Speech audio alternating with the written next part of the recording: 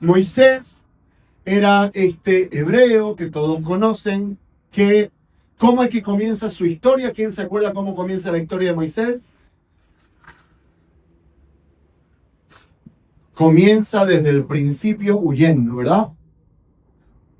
Huyendo. Obviamente no por su propia fuerza, porque era muy pequeño, pero ¿qué hace la mamá? ¿Lo coloca dónde? ¿No vio la novela, va a decir Moisés? No miente. Lo coloca en la canasta y entonces lo encuentra ¿quién? La hija del faraón, ¿no? Y entonces pide que una nodriza hebrea lo críe. ¿Y a quién llaman? A su mamá. O sea, que lo cría su mamá biológica, pero para ser hijo de la hija del faraón, ¿no? Y entonces él se convierte en, como dice la película, príncipe de Egipto, ¿no? Muy bien. Es bien interesante, yo estuve pensando en Moisés como un hombre de Dios, como un hombre llamado por el Señor, ¿no? Y estuve pensando en, en el llamado de Moisés, el llamado de Moisés. ¿Cuándo comienza la vida espiritual de Moisés? ¿Cuándo comienza el llamado de este hombre? Es una pregunta interesante porque él era conocedor de sus raíces. Recuerde que él tiene que salir huyendo de Egipto porque asesina a un egipcio que está abusando de un hermano, dice la palabra. Era un hermano suyo, es decir, un hebreo. De manera de que él tenía conocimiento de a quién pertenecía, de quién él era. Sin embargo, le faltaba todavía tener un proceso antes de ser enviado. Y por eso la clave es que de Egipto al desierto y del desierto de vuelta a Egipto hay un proceso, así como los que están en el proceso para ser servidores y así como los que somos servidores que seguimos en el proceso de conocer y amar un poco más a Dios. No se termina el proceso y Dios todo el tiempo está enviando, llamando, dando misión. ¿Ok? Todo el tiempo. Solamente que a veces cuesta intuir la manera y la forma en cómo suceden esos llamados. ¿Ok? Pensemos entonces en este Moisés. Y nos vamos a centrar ya cuando él huye.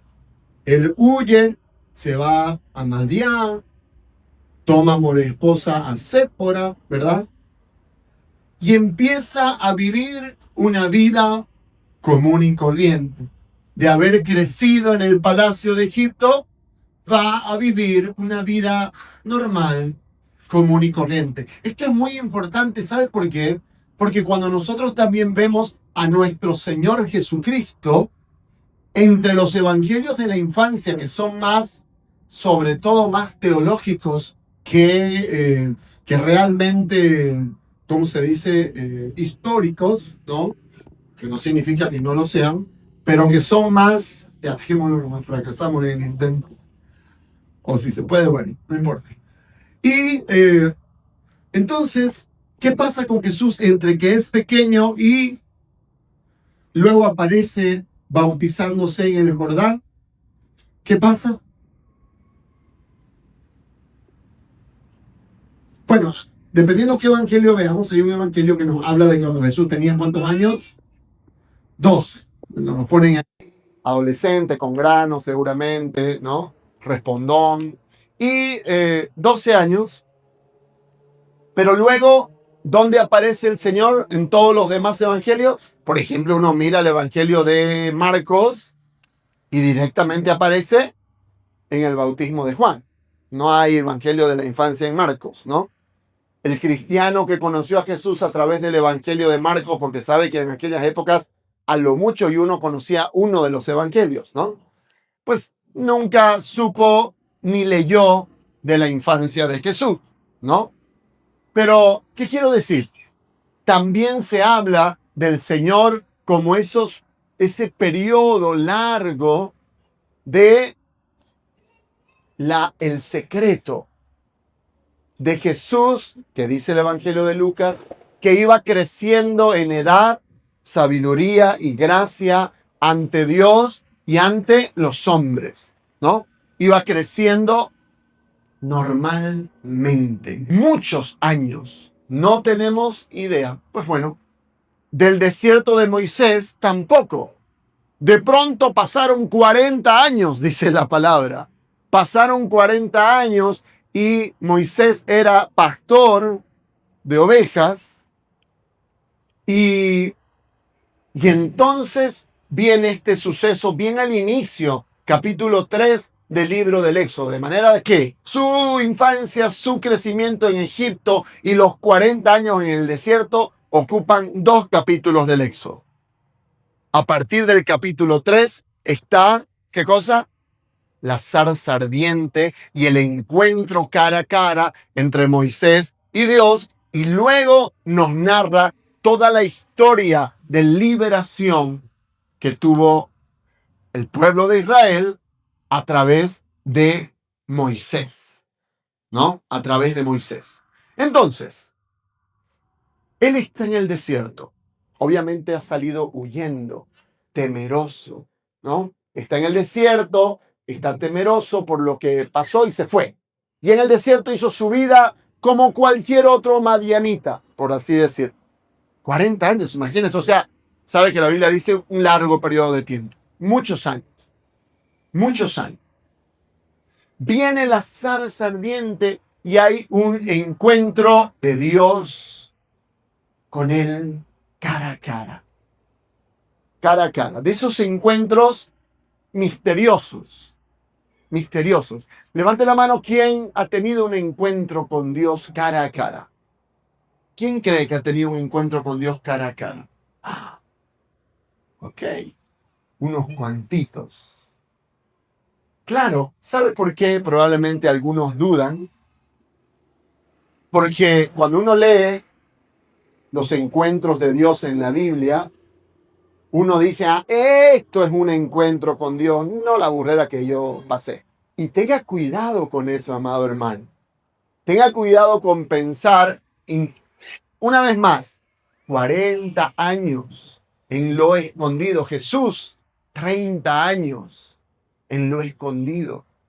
En el estudio, trabajo, compartir, familia, en la vida natural. Un día llega un llamado y las cosas cambian, pero el tema es que eso no depende de usted ni de mí. Yo ya he conocido varias veces gente que quiere forzar el llamado y doblarle la mano a Dios y entonces hacer las cosas por sus fuerzas para que entonces suceda lo que yo quiero que suceda.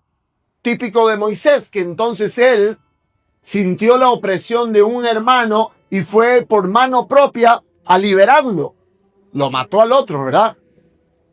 Pero Dios tenía un plan muchísimo mejor, más grande. Dios quería liberar a su pueblo de Egipto, igual que Moisés. Pero no era el tiempo. No era aún el tiempo. Entonces, hay un encuentro con Dios. Todo comienza desde un encuentro con Dios. Vuelvo a la primera pregunta. ¿Cuándo comienza la vida espiritual de Moisés? La mayoría de nosotros, católicos tradicionales, hemos hecho bueno, yo me bauticé grandote, como los evangélicos. No me pregunte por qué, cosas de la vida y de la familia. 14, 15 años tenía cuando me bauticé, 14 me parece. Ese mismo año, obviamente, hice mi primera comunión y al tiempito mi confirmación, el combo, ¿ya? En el mismo año. Y tuve ese proceso, ¿no? Y seguramente muchísimos de ustedes también, ¿verdad? Lo bautizaron de chico o más grande como yo, hizo su primera comunión, hizo luego, ¿qué cosa? Su confirmación, aunque algunos quedan solo hasta la primera comunión, ¿no? La confirmación ya para cuando me case, dice la gente. En mi caso hice todo ese proceso, duró como más de un año, Pero si eso fue como a los 13, yo tuve un encuentro con Jesús a los 15, 2 añitos después, adolescente igual.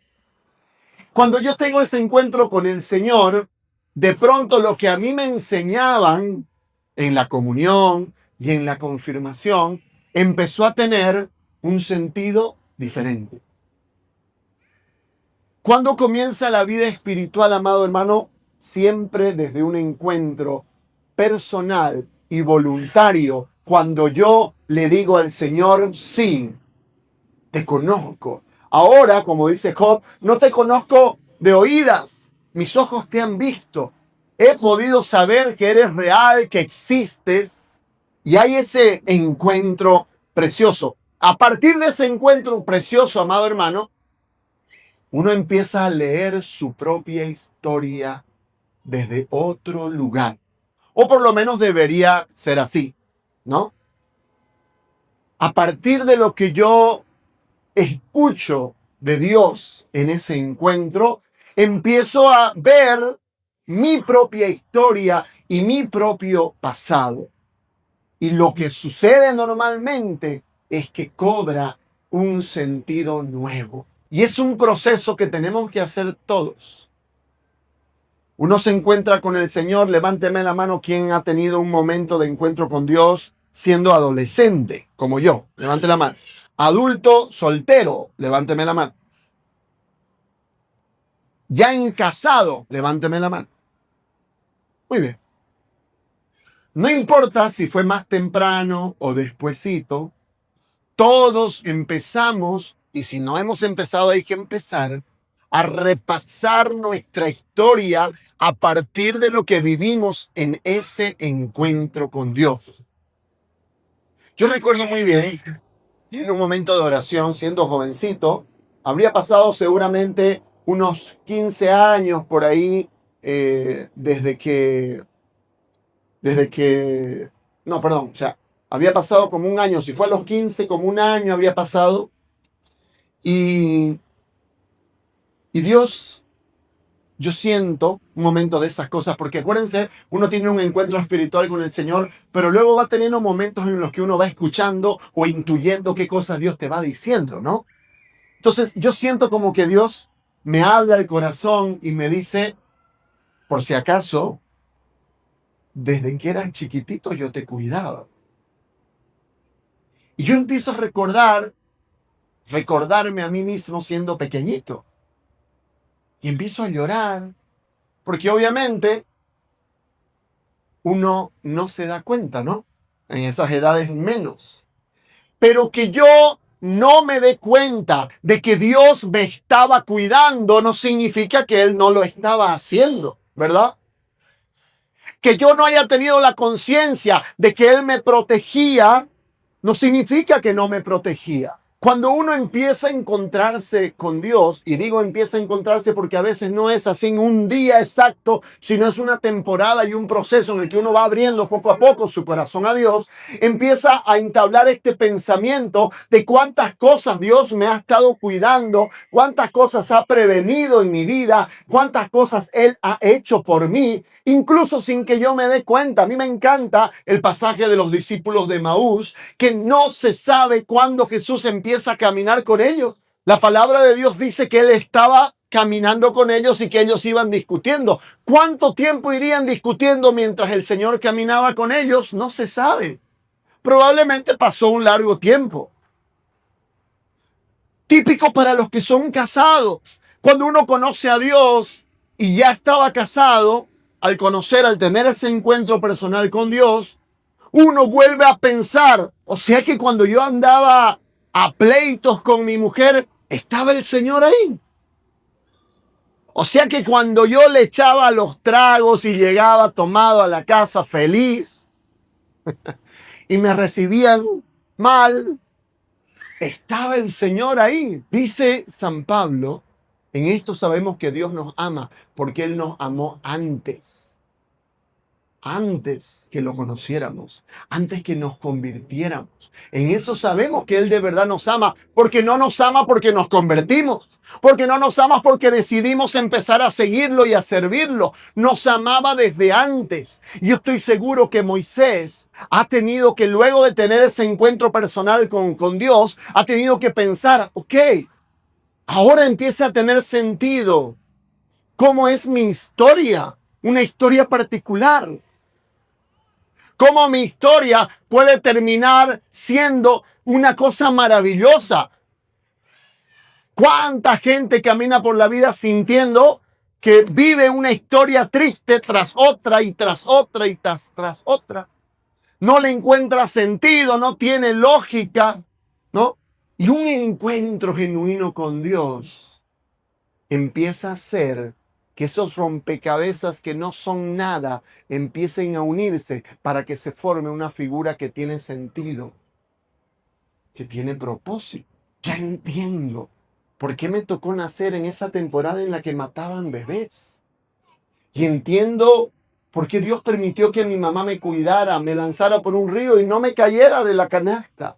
Entiendo por qué me rescató quien me rescató. Amado hermano, tu historia, con todas las cosas por las que has pasado, tiene siempre una lógica para Dios. Siempre. Y mire, escúcheme. Yo sé que alguien debe estar pensando, a ver, un ratito. Alguien le para el carro a este. Significa que las veces que yo he sufrido y las cosas malas que me han pasado y me han hecho, ¿las quería Dios? ¿Las quería Dios, sí o no? Recién conversaba con una persona que vive en Estados Unidos ahora, como muchos compatriotas nuestros, decidió emigrar. Yo había conversado con ella varias veces mientras ella vivía acá, entonces conocí todo su proceso personal y de pareja y familiar.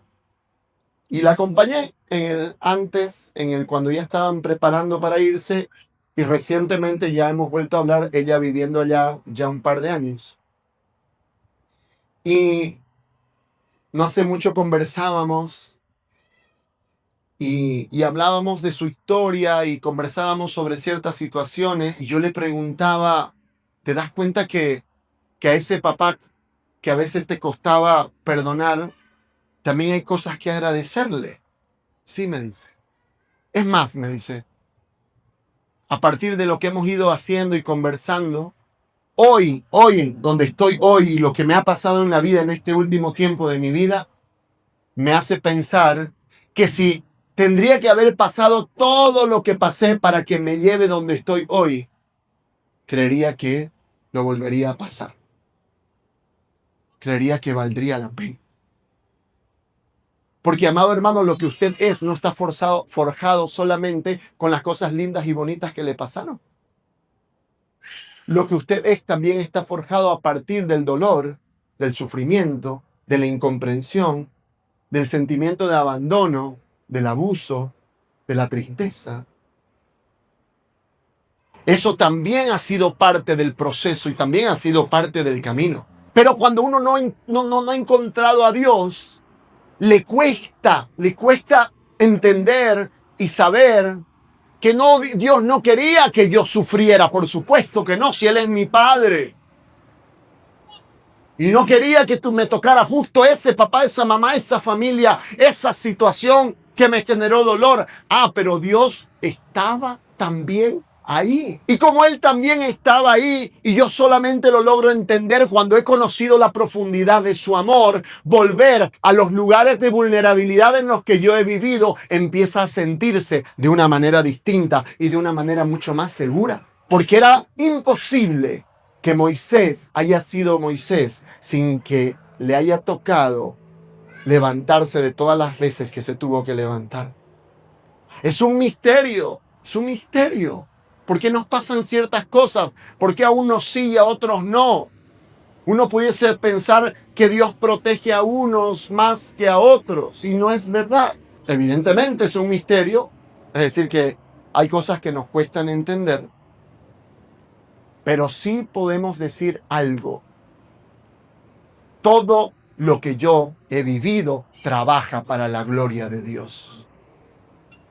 Todo lo que yo he tenido que pasar trabaja para la mayor gloria de Dios, para mi propia salvación y para la salvación de los que están cerca mío. ¿Cree eso o no? Y por eso maravilloso Dios empieza a sanarnos. Y se empiezan a sanar las heridas y se empiezan a sanar los miedos. Moisés se encuentra con Dios en la zarza y Dios le dice, bueno, volverás a Egipto, volverás a Egipto. Y yo estoy seguro que ese volver a la historia difícil ha tenido que en algún momento ser complejo para Moisés. Moisés le pone varias trabas a Dios. No me van a creer. Si le digo quién me mandó, por lo menos decime quién sos. Más o menos, ¿no? Y viene la gran revelación del nombre de Dios. Una cosa inédita en la Biblia. Yo soy. Que tiene una profundidad eso tremendo. Filosófica, teológica, espiritual. Yo soy. Significan por lo menos dos cosas. Nadie más es que yo. No hay otro Dios. Y todo el que es se sostiene en el que es primero. En el soy, en el yo, ¿verdad? Bueno, es decir, que Moisés pone trabas. ¿Cuál es la última traba? Éxodo 4, del 10 al 12, dice así. Por favor, Moisés dijo a Yahvé, por favor, Señor, yo nunca he sido hombre de palabra fácil, ni aun después de haber hablado tú con tu siervo, sino que soy torpe de boca y de lengua. Yahvé le respondió, ¿quién ha dado la boca al hombre? ¿Quién hace el mundo? ¿Quién hace al mudo y al sordo, al que ve y al ciego? ¿No soy yo, Yahvé? Así pues, vete, que yo estaré en tu boca y te enseñaré lo que debes decir. Palabra de Dios, te alabamos, Señor. Inmediatamente también le dice que Aarón le va a ayudar. Pero me encanta, ¿sabe por qué me gusta?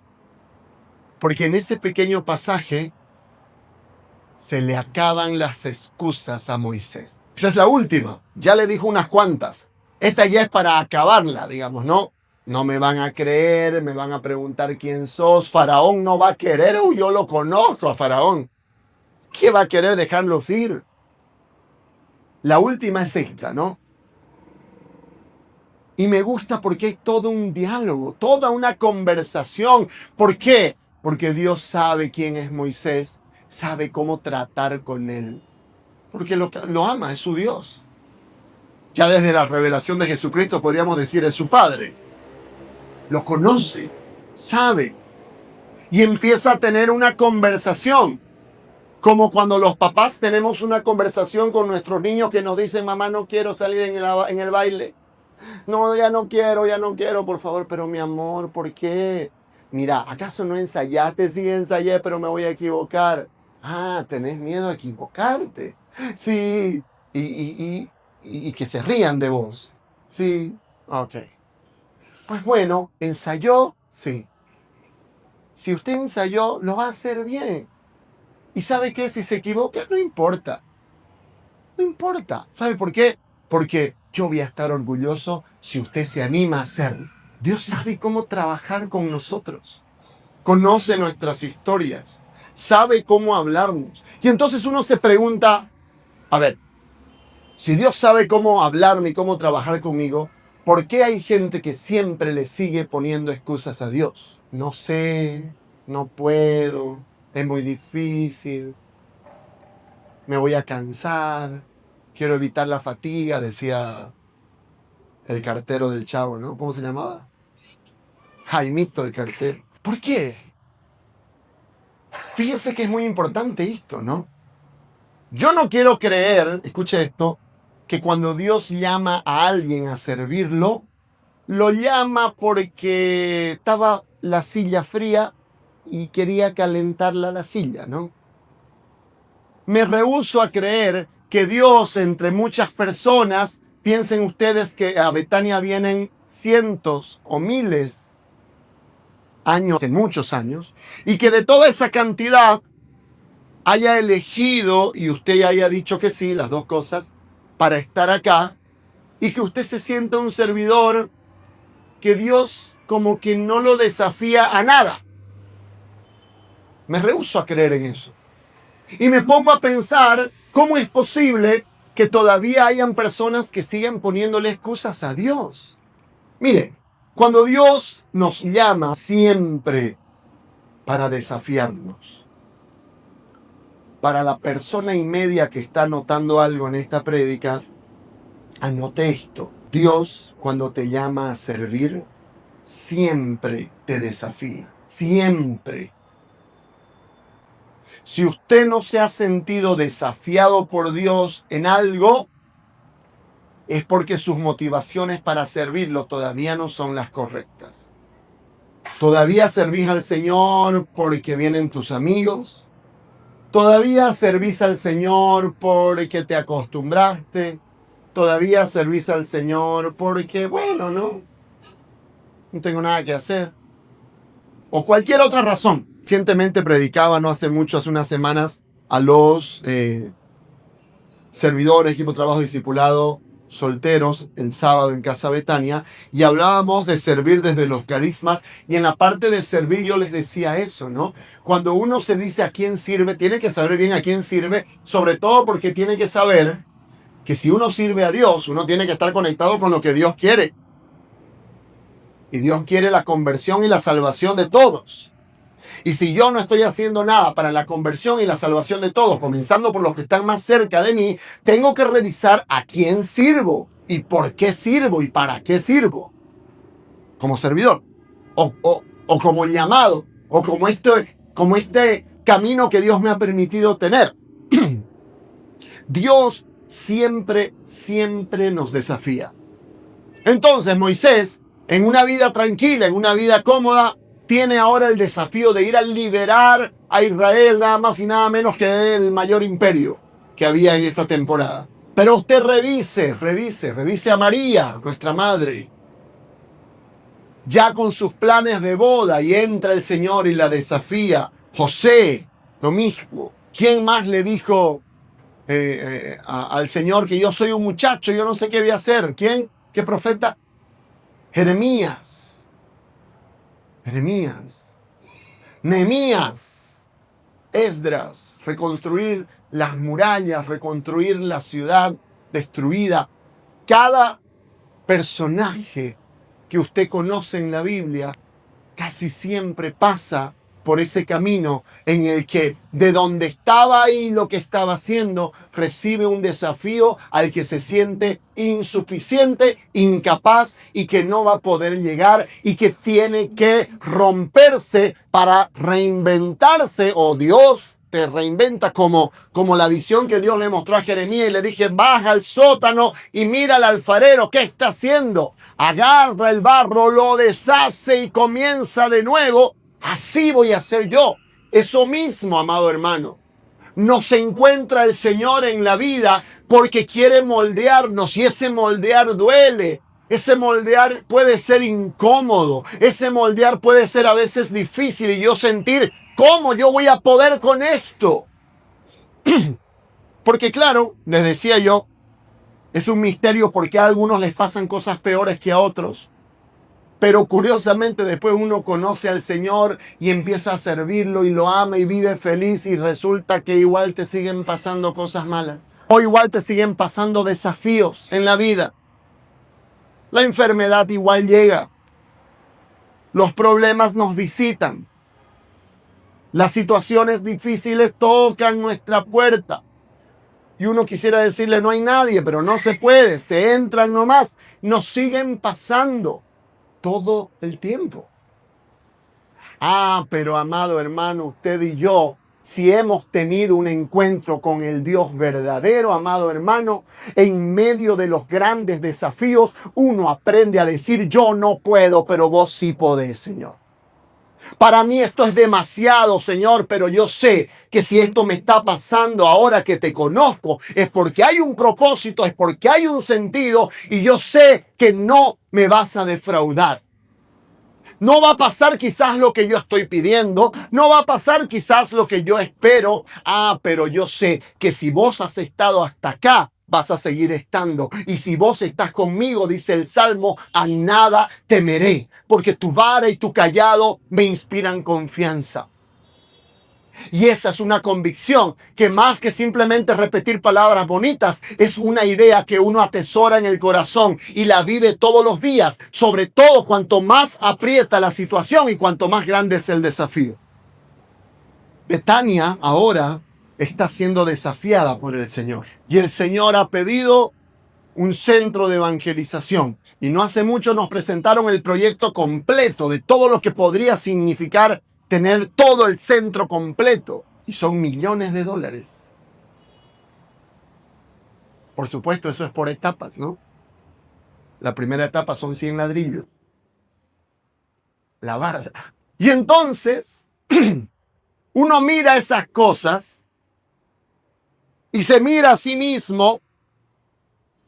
Ahorita Betania mira ese plan, se revisa los bolsillos y dice, no se puede. Negativo, a problemas. Ahí aparecen esos profetas igual como en el tiempo de Jeremías, ¿no? Que vienen a decir cosas que no son de Dios, ¿no?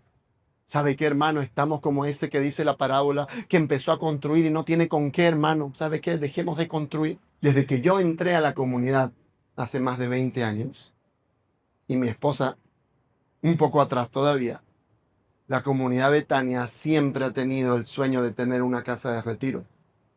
Siempre. Y uno dice, no, pero, ¿por qué? Siempre ha sido parte del deseo de quienes han servido al Señor y han regalado sus dones, sus capacidades y su tiempo desde, como les digo, más de 20 años y seguro más atrás. Desde que Betania empezó a saber lo que significa hacer retiros. Y nos sentimos desafiados, y nos sentimos incómodos, y sentimos que esto puede fracasar, y nos da miedo. Y nos buscamos en los bolsillos y no hay. Pero después uno se olvida. Qué fácil somos para olvidarnos, ¿verdad? Esta comunidad compró y construyó Casa Betania cuando éramos adolescentes, la mayoría, bueno, jóvenes, no adolescentes. Pero seguramente que el promedio de edad de cuando la comunidad compró Casa Betania no pasaba de 22, 23 años. Promedio. Significa que había muchísimos de 15 y habían varios de más de 30. Pero eran muchos más los de 15. En esa época, el Señor les regaló la posibilidad a la comunidad de comprar una casa y luego tumbar lo que había, construir y luego seguir construyendo hasta lo que es Casa Betania hoy. Que por supuesto no estamos ahí. ¿Por qué?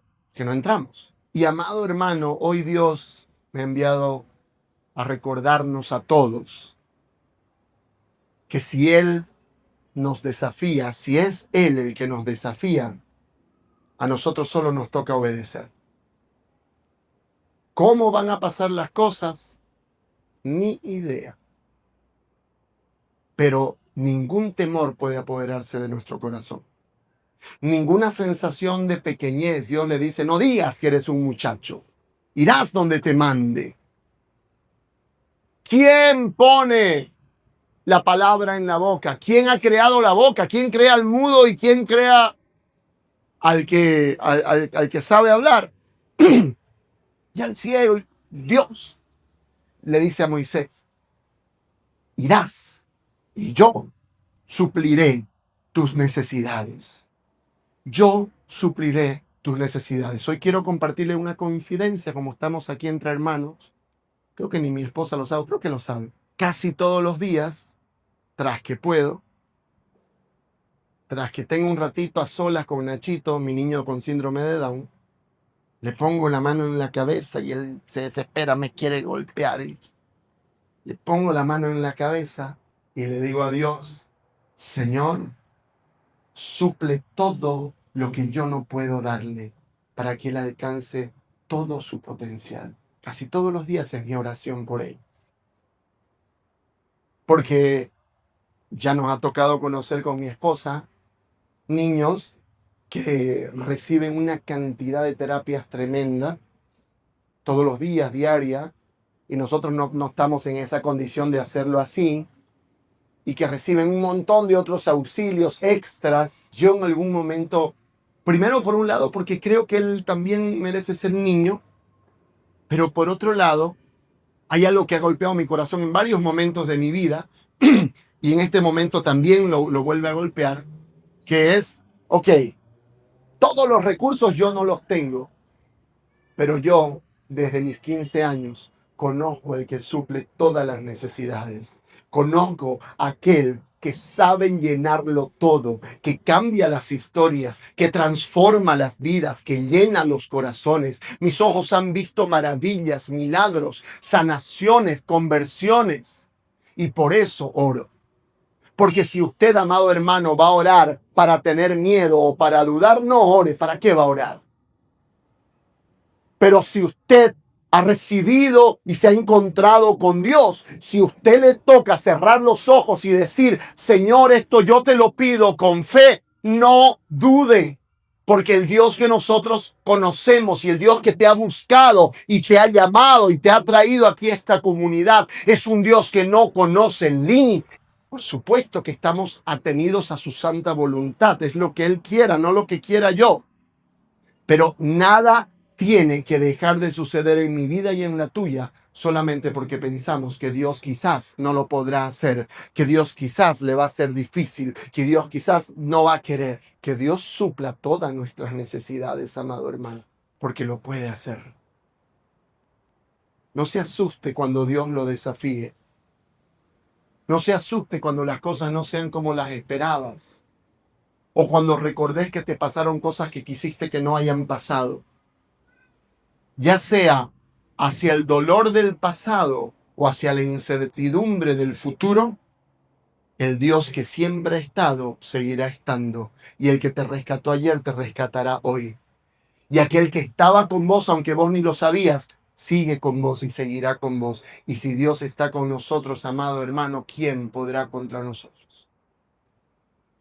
Yo miro esta cantidad de personas y digo de verdad, el otro día, cuando tuvimos la adoración al Santísimo con Fray Diego, yo veía toda la cantidad de personas ahí adorando al Señor. Y de verdad que Dios ponía en mi corazón, ¿qué pasaría en esta ciudad si todos los que aquí estamos cumpliéramos con tu propósito, Señor? ¿Qué pasaría si todos tuviéramos hambre y sed de ir a buscar al que está perdido? ¿Qué pasaría si todos nos pusiéramos de acuerdo de verdad, de trabajar como uno solo para que el reino de Dios llegue? ¿Qué pasaría en esta ciudad? ¿Qué pasaría en cada una de las familias de ustedes?